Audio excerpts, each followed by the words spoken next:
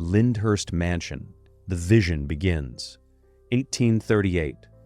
There are men who retire from public life by fading quietly into it. And there are men who retire by building monuments. William Paulding, Jr.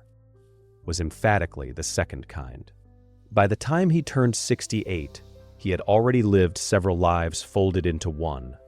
A lawyer with ambitions sharp enough to cut through the social granite of early New York. A brigadier general who marched in the War of 1812.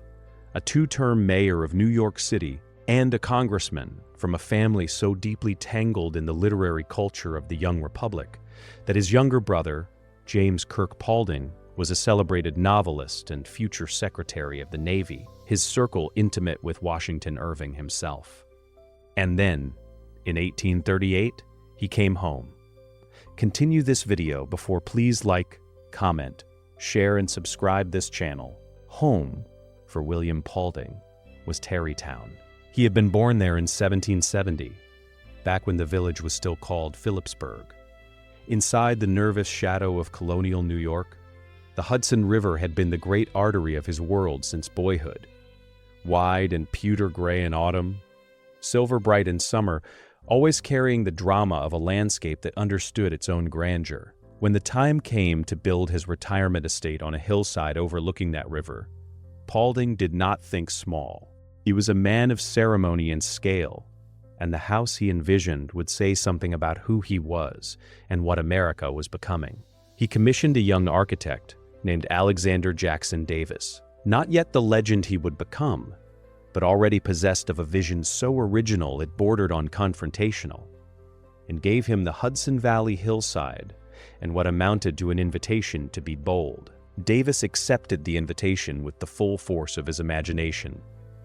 He had recently published Rural Residences, a passionate argument for a new kind of American home, one that did not copy the bald geometry of the post-colonial era, but instead breathed and reached upward like something alive, something rooted in the specific ridge or river bluff on which it stood.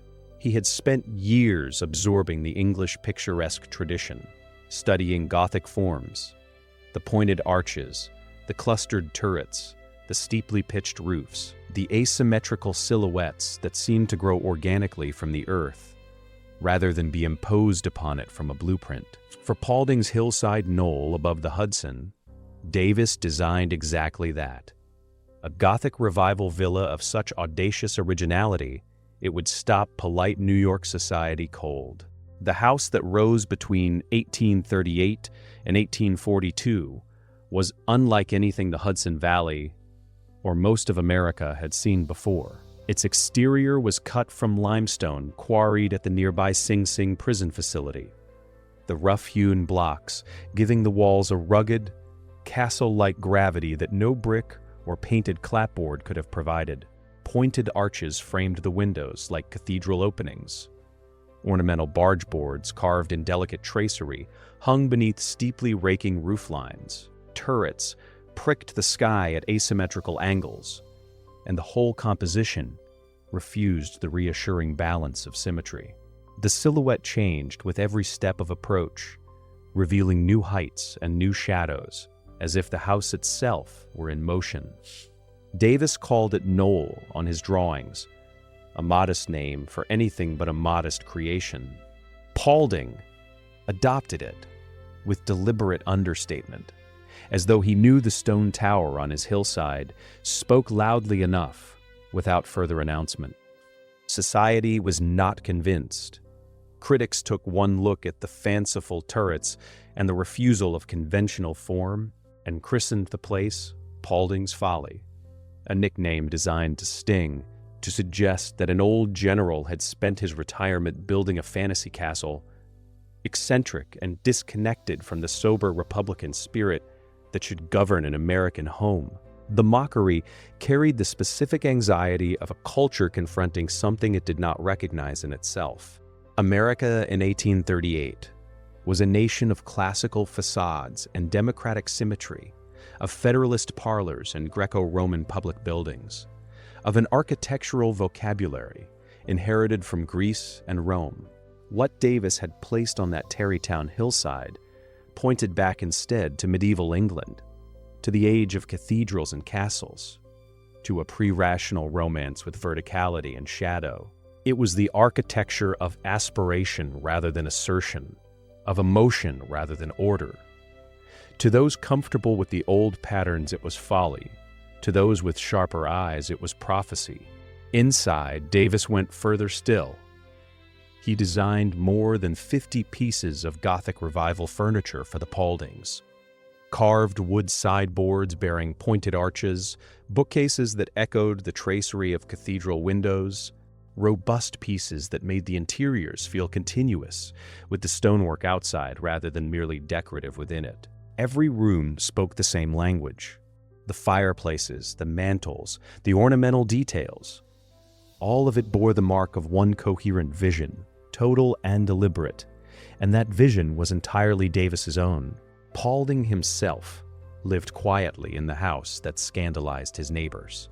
He was, by then, a man past the noise of public ambition, content to watch the great gray Hudson from his contested turrets and let the critics make of it what they would. He had built his monument on the knoll above the river, and the river kept moving, as it always did, indifferent to the opinions of smaller things. What neither Paulding nor his detractors could have known in 1838 was that the building they dismissed as folly would outlast them all, outlast 3 dynasties, outlast entire American eras, still standing on its Tarrytown hill long after the very idea of America had been remade and remade again. The vision had begun here. The mansion, in time, would do the rest. Lyndhurst Mansion, a romantic architectural masterpiece, 1838. Before there was a mansion, there was a mind, and the mind belonged to a man who had spent most of his early life looking at buildings the way a poet looks at language, not simply to use them, but to understand what they were trying, and mostly failing, to say. Alexander Jackson Davis was 35 years old in 1838 when he accepted the commission to design a country villa for William Paulding Jr. on a limestone bluff above the Hudson River in Tarrytown, New York. He was not yet famous. He was something more dangerous than famous. He was a man with a fully formed vision in an age that had not yet learned to want it. Davis had come of age professionally in the House of Greek Revival, which was no small address. His years in partnership with Ithiel Town had produced state capitals, customs houses, churches, the whole marble grammar of a young republic that dressed its ambitions in the columns and porticos of ancient Athens. Town's architectural library, the finest in America at the time, had been Davis's real university, and he had read it voraciously, working through the theoretical texts of Edmund Burke, Uvidale Price, and Richard Payne Knight. Men who argued that beauty in the landscape was not a matter of perfect order, but of surprise, irregularity, contrast, and the feeling of natural growth. Davis absorbed this argument completely and then asked the question that defined the rest of his career. If a building should feel as though it belongs to its landscape, rather than being imposed upon it, then what style could possibly suit the wild, vertical river-carved drama of the Hudson Valley more naturally than the Gothic? The answer, when he turned it into stone, was knoll. The design Davis drew for the Paulding hillside was nothing short of a declaration. In an era when respectable American houses still genuflected toward Greece and Rome, when, as his future collaborator Andrew Jackson Downing would mockingly note, it had become impossible to distinguish between a bank, a church, and a courthouse, Davis planted something medieval, asymmetrical, and alive on a Tarrytown ridge and pointed it at the sky. The exterior was to be cut from limestone quarried by prisoners at the nearby Sing Sing facility, and those rough-hewn blocks were not chosen by accident. They gave the walls the same rugged, sedimentary texture as the cliffs along the Hudson itself, as though the house had been drawn up from the river geology rather than placed on top of it. What Davis drew was not a symmetrical facade. It was a composition, a word that came naturally to a man who had begun his career as an architectural illustrator and whose painter friends, John Trumbull among them, had first urged him toward buildings. The roof lines pitched steeply at angles that caught weather and shadow dramatically. Pointed arches rose above windows with the authority of cathedral openings. Ornamental barge boards hung beneath the gables, in carved tracery patterns so intricate they seemed more like lacework than carpentry. Clustered chimneys pricked the skyline at irregular intervals. A tower anchored one corner of the composition with a weight and verticality that made the whole structure feel permanently rooted in its ridge. And then, most important of all, the silhouette changed. Walk the approach to Knoll from any direction, and the house revealed itself differently. A new angle and a new height at every turn, a building that was never finished presenting itself, never reduced to a single impression. This was the picturesque principle made stone and mortar, and Davis understood it better than any architect practicing in America in 1838. But the exterior was only the beginning. Davis considered the commission with a totalizing ambition that was genuinely unusual for his time. He did not design a shell for someone else to decorate. He designed everything. The interiors of Knoll were conceived as continuous extensions of the stone grammar outside. Pointed arches reappeared in doorways and fireplace surrounds. The same tracery vocabulary that animated the barge boards outside repeated itself in bookcases and mantels within. And then, Davis went further still. He designed more than 50 pieces of furniture for the Pauldings, wheelback side chairs of carved Gothic form, center tables bearing repeated leaf motifs, pointed side chairs, sideboards whose arched panels echoed the windows above them. Every object spoke the same architectural language. The rooms and their contents were not decorated in a Gothic style. They were the Gothic style expressed in every surface and object, top to bottom, inside and out. In an age when most houses were assembled from competing vocabularies, Davis had produced something that did not exist in American architecture before him: a completely coherent whole. The critics, of course, called it a folly. Paulding's Folly, specifically. A nickname applied with the particular confidence of people who mistake their own unfamiliarity for the artist's error. What they could not see, and what time would eventually prove with some force, was that Davis had not built a folly.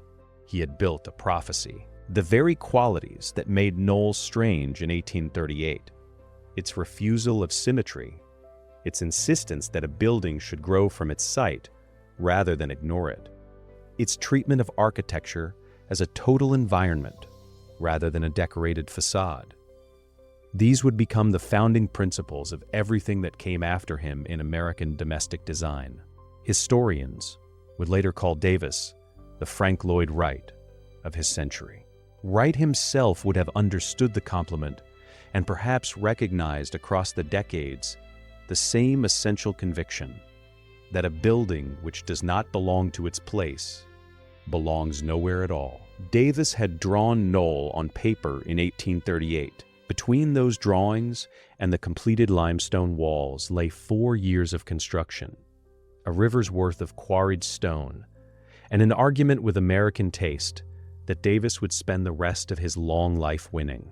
Lyndhurst Mansion, the Merchant Empire era, 1838. In the America of 1838, wealth had a particular texture, and it smelled of the river, not the romantic river of painters and poets, though that too was very much alive along the Hudson Valley bluffs, but the working river, the commercial river, the river that carried grain south to New York Harbor and brought dry goods and imported cloth north to the towns of Westchester County. This was a nation still governed almost entirely by the logic of trade rather than the logic of industry. The factories were coming, quietly gathering force in the mill towns of New England, but they had not yet arrived with sufficient weight to reorder the fundamental calculus of who held power and how they displayed it. In 1838, Power in America still wore a merchant's coat. William Paulding Jr. understood this perfectly.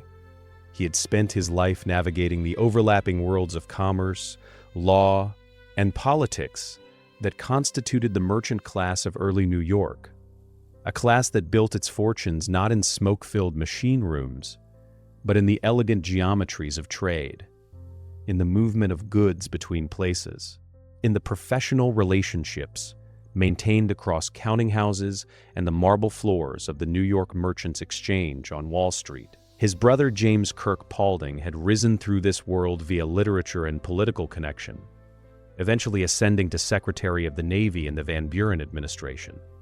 Washington Irving, the Pauldings' neighbor and intimate, had shaped his entire reputation through the same merchant class culture, its drawing rooms, its intellectual salons, its conviction that wealth earned through trade was wealth morally warranted.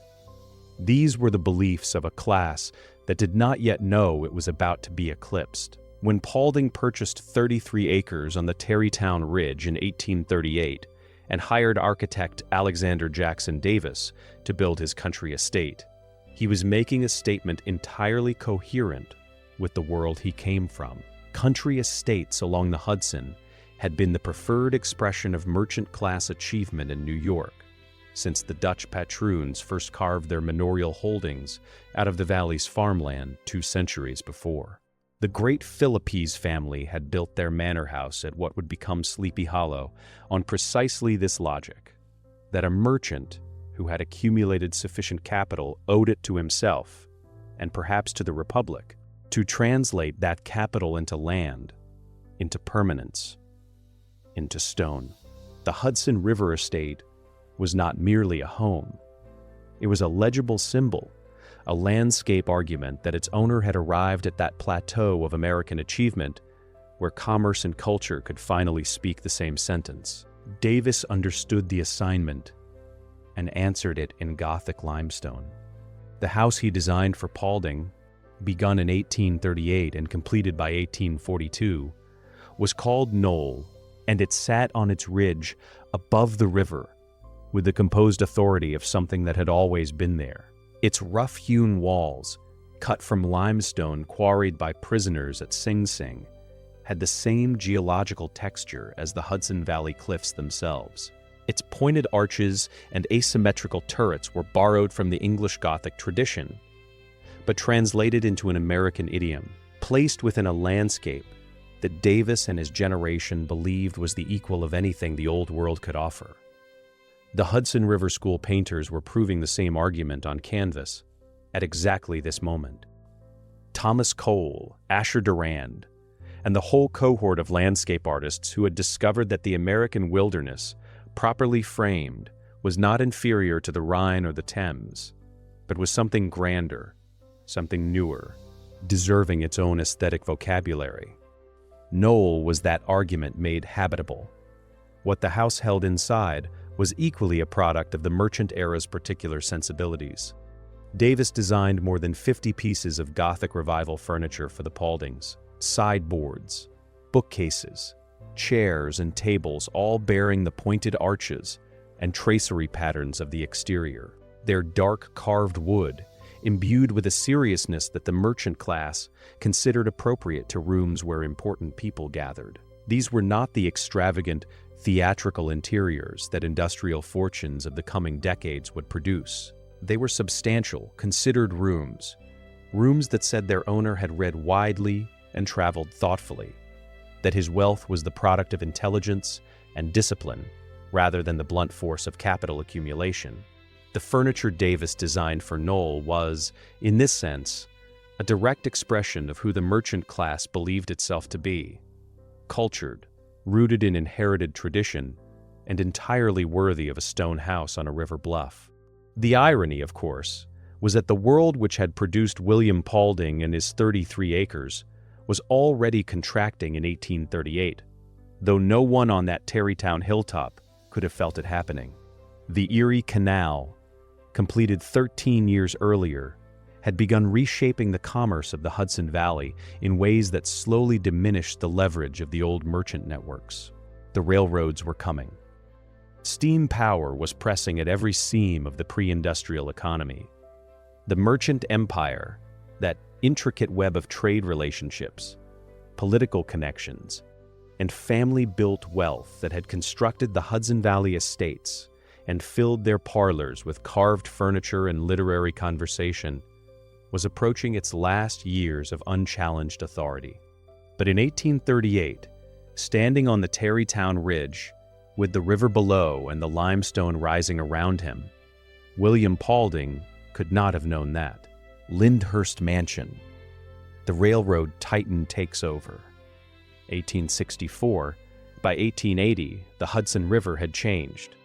It was still wide and silver gray above the Tarrytown bluffs, still carrying the particular drama of light and weather that had made it the favorite subject of landscape painters for half a century. But what moved on it now was different from what had moved on it in 1838. When William Paulding built his Gothic limestone villa on the ridge and watched the merchant sloops and packet boats work their way south toward New York Harbor, what moved on it now was iron and steam.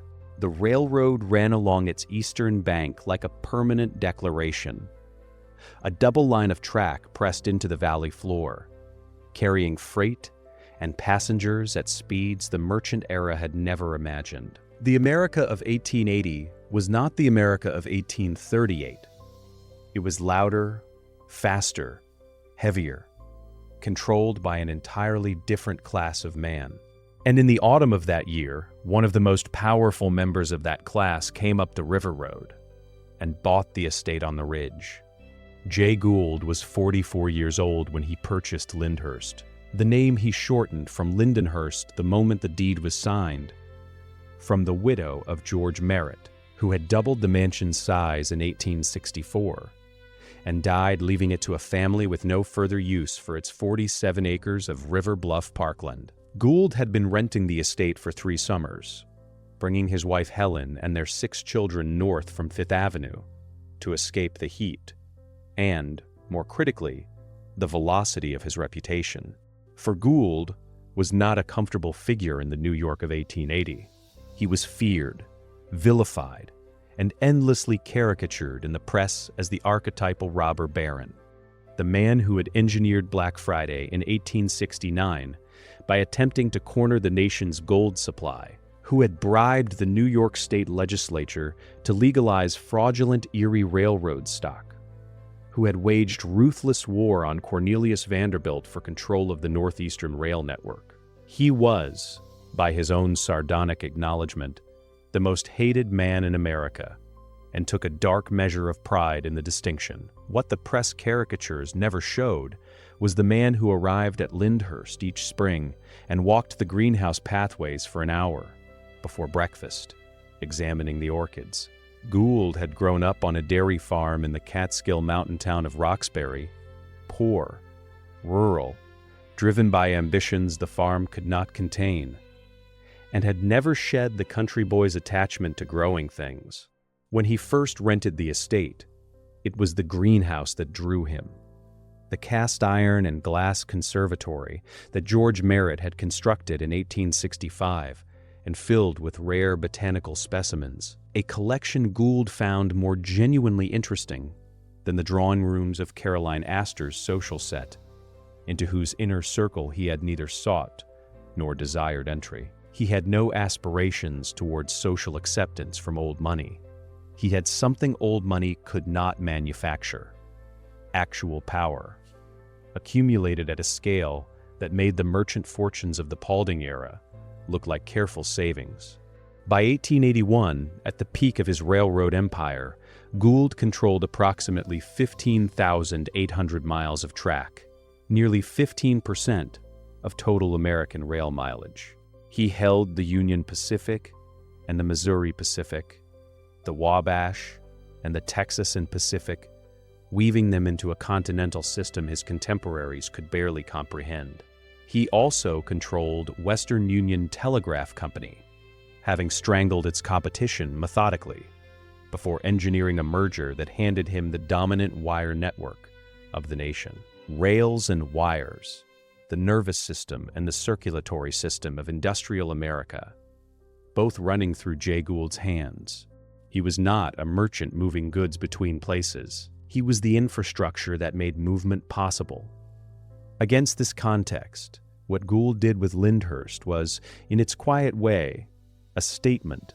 He did not tear the Gothic villa down and replace it with a Beaux-Arts palace like the ones his rival Vanderbilt was erecting along the Newport shoreline. He left the limestone exterior essentially untouched, updating the interior decor by commissioning furniture from the Herder brothers, who had just completed William Henry Vanderbilt's Fifth Avenue mansion, and installing windows from the new studio of Louis Comfort Tiffany, whose decorative glass was beginning to redefine American interior aesthetics. He brought paintings from the Knoedler Gallery and kept master gardener Ferdinand Mangold on staff, pouring resources into the greenhouse after it burned to the ground within 3 months of his purchase, and rebuilding it in cast iron and steel, fireproof in a way the old wood frame structure had never been. What emerged was a residence that held the original Gothic bones of the Paulding era inside and clothed them in the aesthetic language of the Gilded Age. The house that a retired mayor had called Knoll in 1838 and that a textile merchant had doubled and renamed Lindenhurst in 1864, now bore a tycoon's abbreviated stamp. Lyndhurst, direct and unornamented, stripped of its extra syllable. Gould liked efficiency. He liked things that worked. He liked orchids and greenhouses and the quiet of the river in the morning. He liked, perhaps, that the most hated man in America could stand on a Gothic limestone ridge above the Hudson and look out across the valley his railroads had transformed, and feel, for a few weeks each summer, something resembling peace. He died in December 1892, consumed by the tuberculosis that had shadowed him most of his adult life. The estate on the ridge passed to his children and endured. The railroad empire did not. Lyndhurst Mansion inside the Gilded Age power network. The Hudson River did not keep secrets well. It reflected too much. The sky, the bluffs, the lantern-lit windows of estates perched along its eastern bank like sentinels watching a nation reinvent itself. And yet somehow, the house called Lyndhurst managed to hold its silence across the decades. Stone-faced and Gothic, peering southward toward a city that was swallowing the world whole. It had not always been a seat of empire. When architect Alexander Jackson Davis sketched its first bones in 1838, he imagined something elegantly romantic, a country villa rising from the Westchester Cliffs in the pointed style. The kind of place where a gentleman of modest ambition might take his morning coffee and pretend he had escaped civilization. The man who commissioned it, William Paulding Jr., former mayor of New York City, had done exactly that. He wanted farmland and fresh air, a retreat from the noise below. The locals, uncharmed by the turrets and the asymmetrical outline and the limestone blocks quarried by prisoners from Sing Sing, just up the river, called it Paulding's Folly and moved along. But folly has a habit of aging into destiny. By the time the house passed to merchant George Merritt in 1864 and grew again under Davis's hand, doubled in size, a north wing and 4-story tower added, a porte cochere thrown wide as if bracing for distinguished arrivals. Lyndhurst was no longer a folly. It was a statement. Merritt renamed it Lindenhurst for the linden trees he planted along the grounds, and hired Bavarian-born master gardener Ferdinand Mangold to reshape the earth itself into something approximating paradise. The greenhouse that rose under Merritt's tenure became the talk of the county, a cathedral of glass and ambition filled with botanical extravagance that only serious money could sustain. Serious money, it turned out, was exactly what came next. Jay Gould first rented the estate in the late 1870s.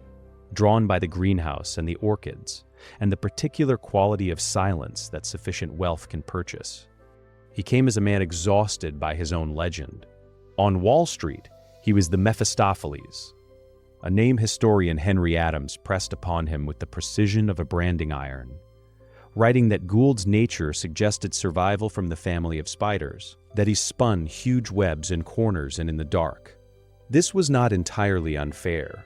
The Erie War of 1868 had already written Gould's character in the boldest possible ink, a bruising, fraudulent stock battle against Cornelius Vanderbilt for control of the Erie Railroad, won through liberal application of bribery to New York state legislators and a partnership with Tammany Hall's boss Tweed that made the whole arrangement smell of the Tammany gutters.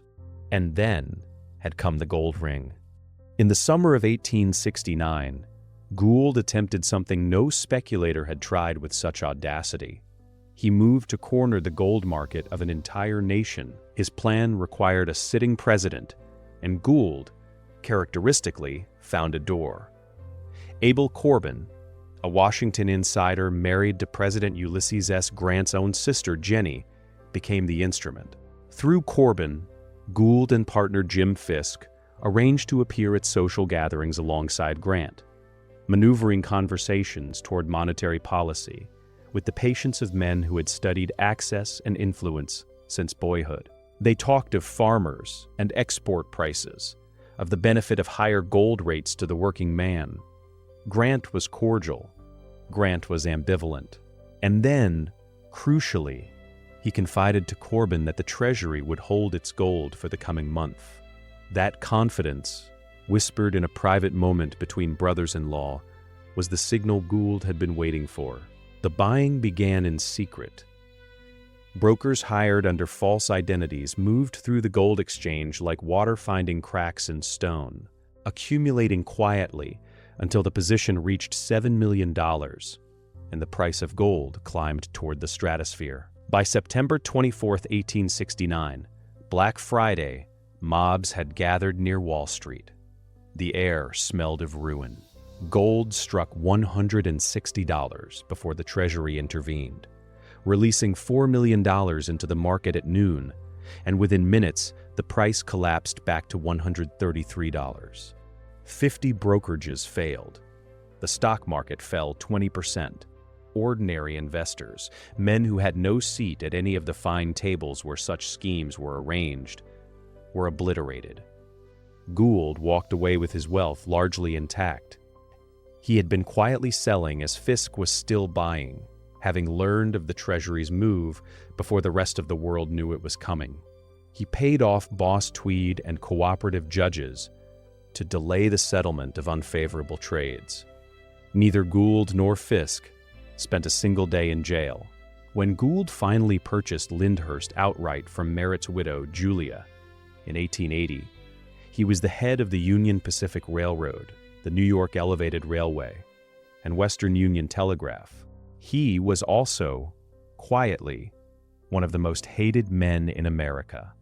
An angry crowd had attacked him in New York after the gold scandal became public knowledge, and thereafter he traveled everywhere with a bodyguard, even on evening walks from his Fifth Avenue home. At Lyndhurst, he made few changes to Davis's architecture, preferring instead to fill the greenhouse with orchids, and his hours with something resembling peace.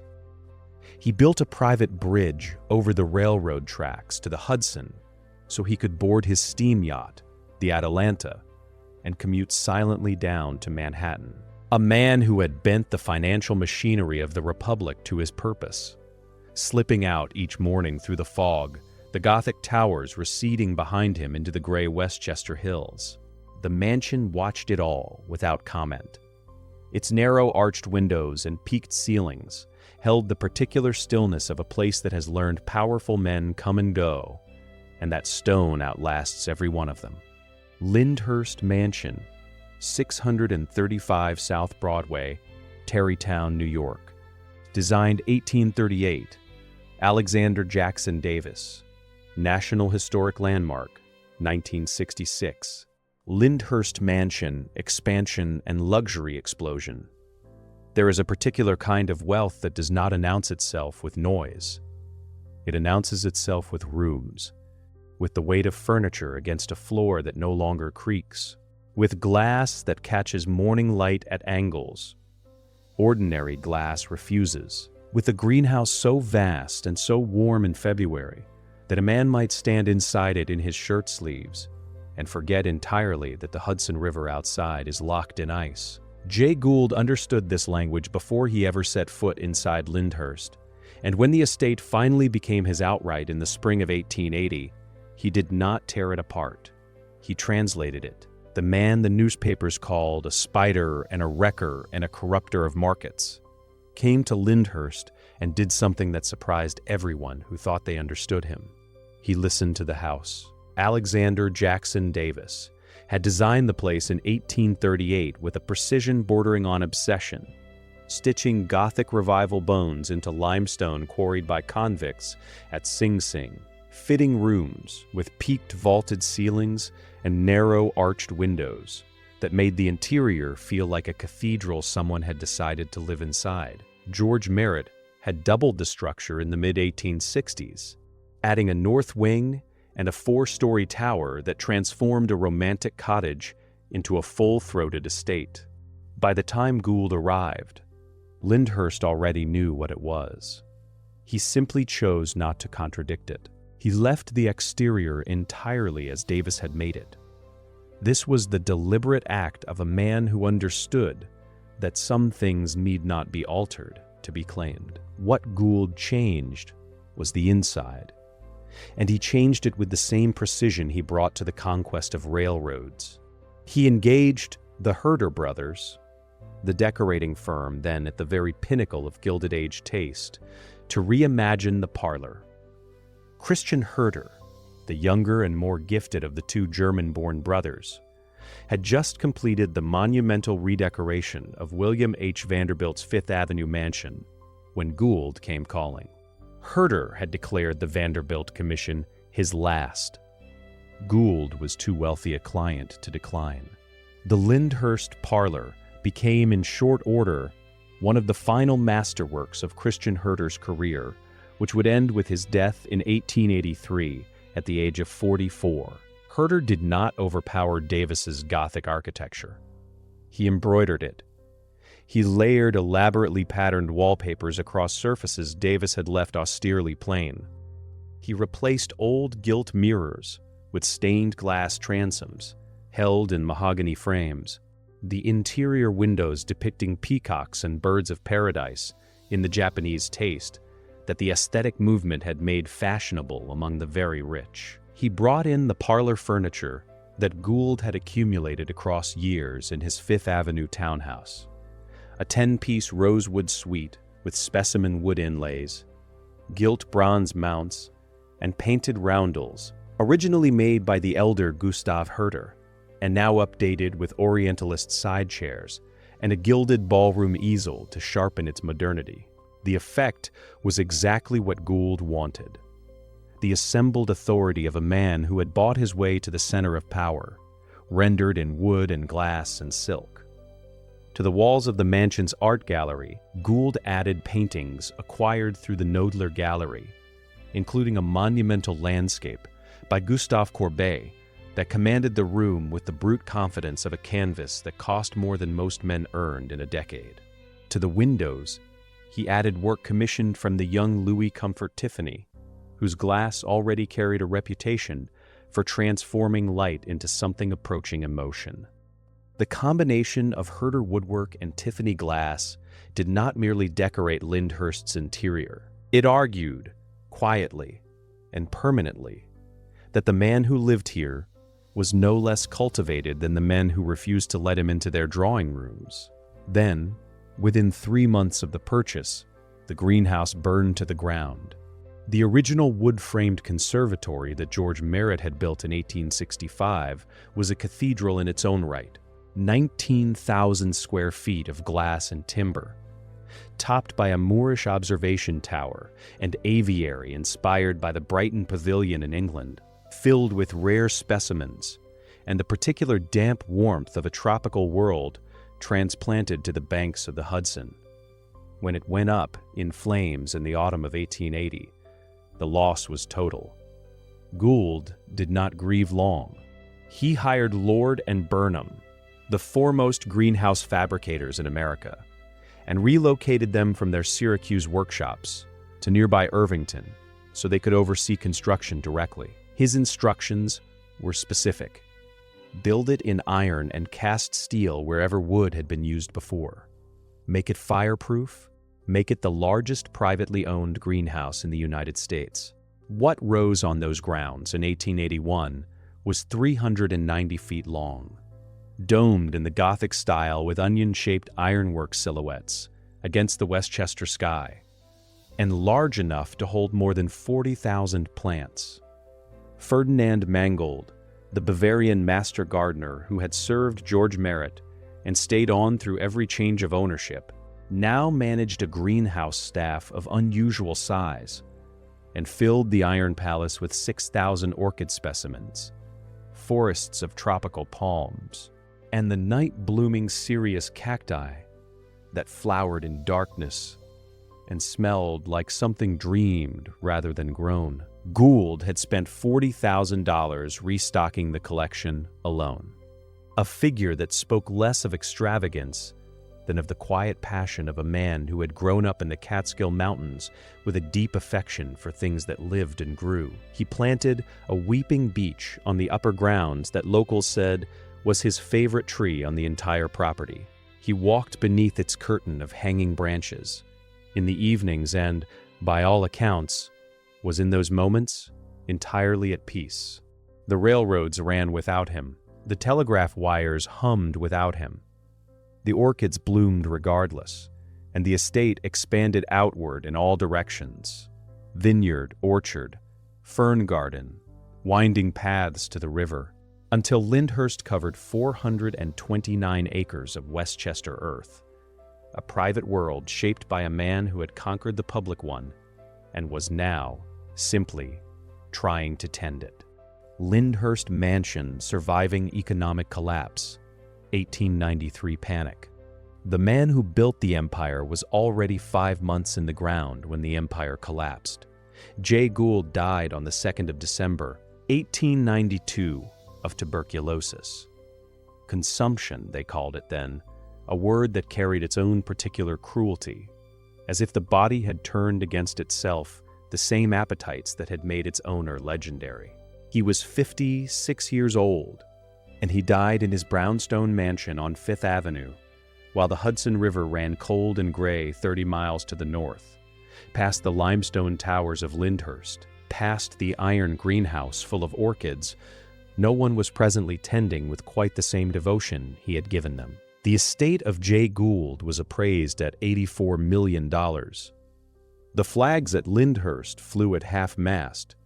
Crape hung on the great doors, and the house, which had survived the folly of one mayor's vanity and the ambitions of one merchant's greenhouse, and the machinations of one railroad speculator's genius, settled quietly into the care of his eldest daughter and waited to see what the country would do next. The country, as it turned out, would detonate. What came in the spring of 1893 had been building for years beneath the surface of American prosperity, the way rot builds beneath good paint, invisible until the moment the wall gives way. The railroads had overreached. Through the 1880s, they had laid track across uninhabited wilderness, not because traffic demanded it, but because laying track was itself a financial instrument, a mechanism for raising capital and issuing bonds and paying dividends on debts that would never, in any honest accounting, be repaid. The Philadelphia and Reading Railroad had been the first great structure to fall, collapsing into receivership in February, before Grover Cleveland even had time to be inaugurated. When the National Cordage Company failed on the 4th of May, it took the stock market with it. The Dow Jones Industrial Average fell 24% in a single day.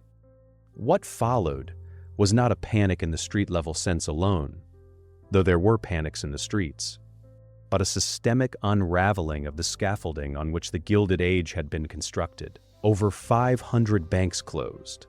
15,000 businesses failed. Unemployment in New York State climbed to 35%. In Michigan, it reached 43%. Farmers who had borrowed against wheat prices that then collapsed found themselves unable to service their debts. A middle class that had spent a decade accumulating modest security, savings accounts, small investments, mortgages on recently built homes, discovered overnight that the institutions holding their futures had simply ceased to exist. Coxey's army, a ragged procession of unemployed men, marched toward Washington in the spring of 1894. Federal troops camped along the lakefront in Chicago as the Pullman strike shut down 50,000 miles of rail. The Northern Pacific Railway went into receivership. The Union Pacific, Jay Gould's Union Pacific, the railroad he had once controlled with the grip of a man who regarded the American West as a personal project, went into receivership. 1/4 of all railroad mileage in the United States passed into the hands of court-appointed receivers. The Gilded Age, which had spent 2 decades persuading itself that wealth was permanent and upward momentum was the natural condition of American life, discovered that it had been wrong about both propositions simultaneously. At Lyndhurst, the orchids bloomed. This was not indifference, it was structure. The fortune Jay Gould had assembled, appraised at $84 million, exclusive of Louisiana timber holdings, and rumored by some to be considerably larger, had been placed in a carefully constructed trust for his 6 children. The capital sealed away and untouchable until the death of the last surviving heir. The interest alone dispersed in monthly payments of a scale that no financial panic could meaningfully interrupt. The trust was built the way Gould built everything, with contingencies accounted for, with exits prepared, with the assumption that the worst would arrive eventually, and that preparation was the only honest response to that certainty. He had grown up in poverty, on a Catskill dairy farm, had watched his father's 50 cents and a sack of clothes become the whole of a boy's inheritance, and had spent the rest of his life constructing walls against exactly the kind of collapse that was now consuming his former colleagues and competitors. His eldest daughter, Helen, 24 years old and newly made the effective caretaker of her younger siblings and a vast estate, did not flinch. She had been educated, against the prevailing assumptions of her era, with the seriousness of someone who expected to need the knowledge. She would later enroll at New York University's School of Law, one of the few women of her generation to do so, specifically to equip herself to manage what her father had left behind. In 1893, she managed it by quiet force of will, opening Lyndhurst's kitchens and grounds to the community of Tarrytown, which was itself not immune to the privations spreading southward from the failing banks and northward from the panicking markets of Lower Manhattan, where other estates pulled their gates shut and their staffs inward. Lyndhurst opened. The newspapers that had spent decades crucifying Jay Gould as a spider, a wrecker, the Mephistopheles of Wall Street, now found in his daughter an entirely different story. Helen Gould became, within a year of the panic, what the press would eventually call America's sweetheart, a woman of enormous inherited wealth who spent that wealth with a generosity so conspicuous it amounted to a public argument. Against everything her father had been accused of embodying, she was appalled by his reputation. She was also, quietly, his truest heir, precise, deliberate, and in full command of the resources at her disposal. Meanwhile, the limestone walls of Lyndhurst stood exactly as Alexander Jackson Davis had designed them in 1838, and George Merritt had doubled them in 1864, and Jay Gould had occupied them in 1880 without changing a single stone of the exterior. The turrets rose above the Westchester tree line. The iron greenhouse kept its warmth through the winter of 1893 and the winter of 1894, and the years of depression that followed, not tapering until 1897. Ferdinand Mangold, the Bavarian master gardener who had served 3 owners without interruption, kept his orchids alive and his pathways clear, and his rose gardens tended through every season of financial catastrophe that descended on the nation below. Some houses absorbed the weather of their era, They crack, they settle, they take on the pallor of hard times. Lyndhurst was not that kind of house. It had been built to last by men who did not believe in impermanence, and it had passed to hands that understood, perhaps better than anyone in Tarrytown or New York or Washington that year, that the difference between survival and ruin was almost never a matter of luck. It was a matter of what you built before the storm arrived, and how well you understood, in the quiet years, that the storm was always coming. The orchids bloomed, the gates stayed open, the towers held. Lyndhurst Mansion, the Gould family legacy. Empires do not die in a single moment. They scatter, they divide like light passing through a prism, each fragment carrying something of the original brightness but bending away at its own angle toward its own horizon, until what once moved in one great unified direction becomes 6 separate directions simultaneously, each brilliant in its own way, each dimmer for the separation.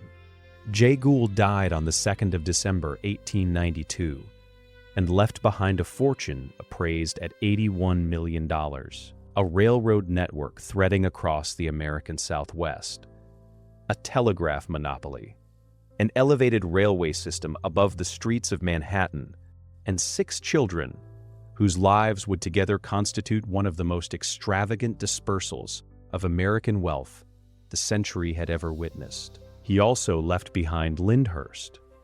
The question of what to do with the estate troubled the family for years after the funeral crepe came down from the great doors. The 6 children had been left equal shares of the principal, locked in trust until the last of them died, with income distributed monthly in amounts that made most American families appear to live in a different civilization altogether. But equal shares did not mean equal affection. George J. Gould, the eldest son and the one the newspapers assumed would inherit his father's genius, along with his railroads, had no particular feeling for the Gothic limestone towers above the Hudson.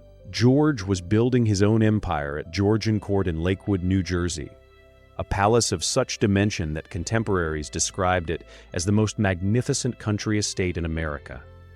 He was not the sentimental type, neither were Edwin, Howard, Frank, or Anna, each of whom had grander plans of their own, and no particular wish to carry the weight of a shared property that had been their father's sanctuary rather than their own. Helen was the exception. Helen Miller Gould had grown up inside Lyndhurst's pointed arches and peaked ceilings as a child of 12 when her father first brought the family to Westchester.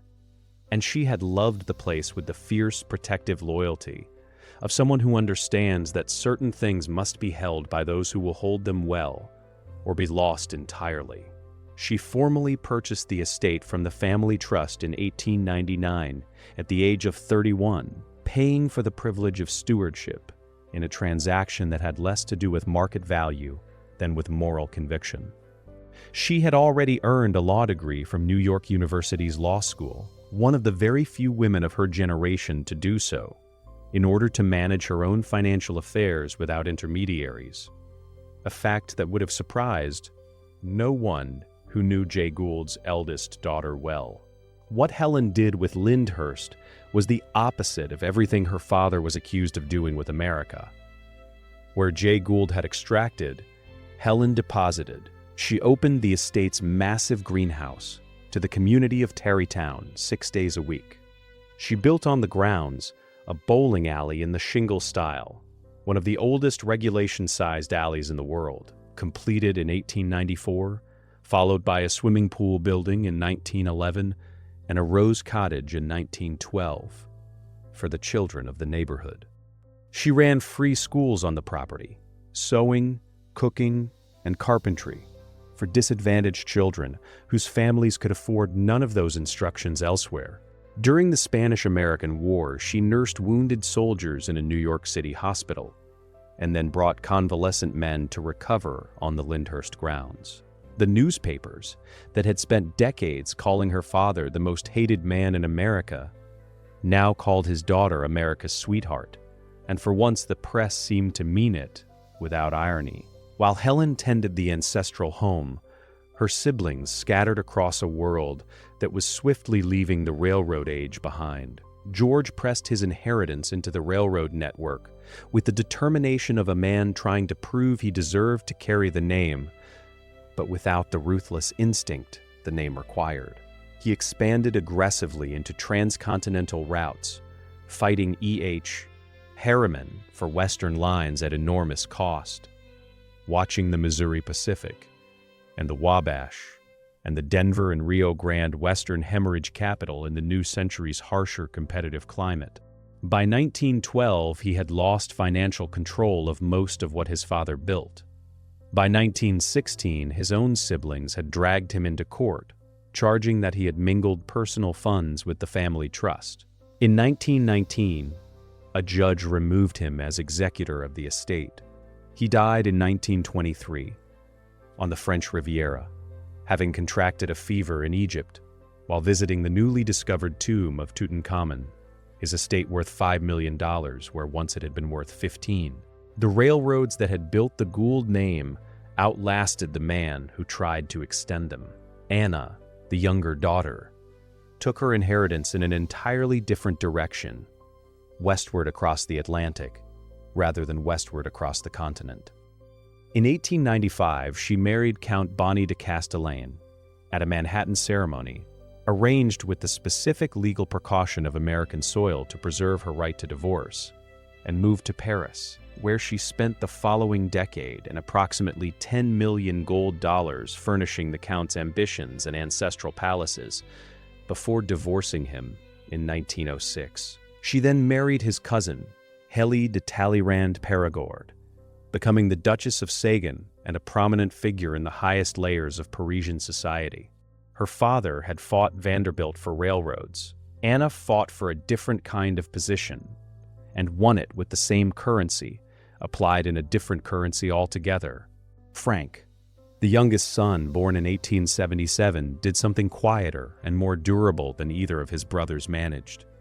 He moved to France, studied the French Riviera with the assessing eye he had inherited, and recognized before most of the world did that the sleepy coastline between Nice and Cannes was an unrealized fortune waiting for someone with the vision and the capital to unlock it. He built casinos and hotels, opened the Hotel Provençal in Juan-les-Pins in 1926, developed the town into an international resort, and grew his portion of the Gould inheritance into something larger than he had received. He assembled 200 impressionist and modern paintings. He lived at his Villa La Vigie, overlooking the Mediterranean, until his death in 1956, the last of Jay Gould's children to die, outlasting the era of American railroads, 2 world wars, and the Gilded Age itself by the better part of 60 years. Back in Tarrytown, the limestone towers of Lyndhurst stood above the Hudson River through all of it, through Helen's tenure and her marriage late in life, to railroad executive Finley Shepard in 1913, and her death in 1938, through Anna's inheritance of the property and her wartime generosity in opening its buildings to convalescing soldiers and seamen, through the decades in which America moved from railroads to automobiles to aviation, and the very idea of a private fortune of $80 million became something between legend and scandal. The house did not age so much as it accumulated. It held the memory of a Catskill farm boy who had begun with 50 cents and a sack of clothes, and it held the memories of the 6 lives his ambition had made possible. And it held them all with the impartiality of stone, which does not choose among the lives that pass through it, but simply endures them, one by one, until none of them remain. Lyndhurst Mansion, 635 South Broadway, Tarrytown, New York. Designed 1838, Alexander Jackson Davis. National Historic Landmark, 1966. Lyndhurst Mansion, from private empire to public treasure, 1960s. She wrote her instructions into the legal document with the clarity of a woman who had spent 86 years watching things she loved disappear, and had decided, at the end of it all, that this particular thing would not. Anna Gould, Duchess of Talleyrand-Périgord, died in Paris on the 29th of November, 1961. In the apartment she had maintained through 2 world wars and 4 decades of American longing for a home she rarely occupied. She was the last surviving child of Jay Gould, the last private owner of Lyndhurst, and she had carried the weight of that ownership with the ambivalence of someone who understood a property's significance more fully than she understood her own feelings about it. She had spent most of her adult life in France, first as the wife of the Count de Castellane, and then as the Duchess of Talleyrand-Périgord, moving in the topmost circles of Parisian society, while the limestone towers above the Hudson River stood waiting in the Westchester Hills, tended by caretakers and filled with the accumulated memory of people she had loved. She returned permanently to Lyndhurst only in 1939 after her husband's death in Paris and her sister Helen's death in Tarrytown, arriving at the age of 60, one to find the estate exactly as it had always been. The peaked ceilings, the narrow arched windows, the Gothic parlor Herder had furnished, the greenhouse empty now of the orchids her father had spent $40,000 assembling, the rose garden beginning its long decline into bare trellises, the weeping beech still standing on the upper grounds as her father had planted it, roots deep in Westchester earth, as if it had decided long ago not to go anywhere. She lived there, on and off, for 22 more years. She donated the buildings to convalescing soldiers and seamen during the Second World War. She sold her father's orchid collection to raise funds for the American Red Cross. She shared the house with Helen's widower, Finley Shepherd, whose greatest pleasure in his near blindness was to sit in the parlor and play the enormous pipe organ that had been installed in the years of Helen's stewardship. By the time Anna died, the estate had been reduced from the 429 acres Jay Gould had assembled at the height of his ambitions to 67 acres. The rest sold off in parcels over the decades, as the cost of maintaining a 19th-century estate dragged against the diminishing enthusiasm of heirs who had their own lives elsewhere. What remained was the house itself, and the grounds immediately surrounding it, and the greenhouse standing in its iron skeleton above the winter grass, and the linden trees along the drive, and the fern garden, and the winding paths down to the Hudson. Anna's will contested. The heirs challenged the terms of the bequest, as heirs always will when the inheritance is a responsibility rather than a fortune. The negotiation was prolonged and uncomfortable, and ultimately resolved in the way she had intended. The National Trust for Historic Preservation received Lyndhurst, its 67 acres, and the mansion entire, with the endowment fund going to the family. The legal language that settled the matter was less moving than what Anna had written in her own words to explain why she had made the gift at all. Her father had loved it, she wrote. Her sister had loved it. She had loved it.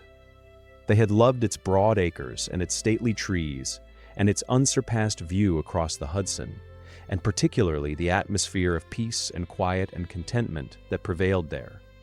The days of her childhood spent at Lyndhurst, she wrote, she counted among the happiest of her long life, and because her family had enjoyed the estate for so long, it was now her desire and her wish that the residents of Tarrytown enjoy it too, as a memorial to her father. The National Trust for Historic Preservation had been founded in 1949, specifically to address a problem that was becoming catastrophic in mid-century America: the accelerating demolition of the country's architectural inheritance in the name of urban renewal and post-war development. The old houses were coming down everywhere, whole neighborhoods of Gilded Age construction falling to the wrecking ball, because no private family could any longer afford to maintain them, and no public mechanism existed to compel their survival. Lyndhurst was in this sense exactly the kind of property the trust had been created to receive. It was not merely old, it was irreplaceable. More than 50 pieces of its original furniture had been designed by Alexander Jackson Davis himself, the architect who had first raised the pointed arches and carved the Gothic tracery in 1838. The Herder brothers' parlor remained. The Tiffany glass remained. The kitchen wing and the bowling alley and the pool building that Helen had constructed remained. The greenhouse stood in its iron silence, emptied of its plants, but intact in its bones, waiting for whatever patience and money the new century might eventually bring to bear on its restoration. The mansion opened to the public in 1965. The National Historic Landmark designation followed in 1966. For the first time in 127 years of continuous occupation by 3 families and 5 individual owners, from William Paulding's 1838 folly to George Merritt's doubled ambitions to Jay Gould's orchid-filled sanctuary, to Helen's philanthropic stewardship, to Anna's final custodianship, across 22 quiet years of Westchester autumn, any person who wished to walk through the rooms where the Gilded Age had been lived and argued and disputed could simply arrive at the gate on South Broadway in Tarrytown and do exactly that. The towers did not change. The arched windows still held the light the way Davis had designed them to hold it in the year Andrew Jackson was president. The peaked ceilings still rose above visitors the way they had risen above mayors and merchants and railroad barons and a duchess who had spent half a century in Paris and come home to find the house exactly as she had left it. History does that sometimes. It holds a form so faithfully across such a span of time that when the world finally comes to look at it, the form looks back without apology, meeting nothing added and nothing explained, simply standing in its limestone patience above the river that never kept a secret and never needed to, because the house had always been the secret all along. Lyndhurst Mansion, 635 South Broadway, Tarrytown, New York. Designed 1838, Alexander Jackson Davis. National Historic Landmark 1966, Lyndhurst Mansion. Why Lyndhurst still matters today. There is a question that every old house eventually forces upon the people who find themselves standing inside it, usually in the middle of a guided tour, usually somewhere between the parlor and the dining room, when the accumulated weight of everything the place has witnessed arrives without warning and catches a person off guard. The question is not historical, it is not academic. It is simply this: what does it mean that this still exists?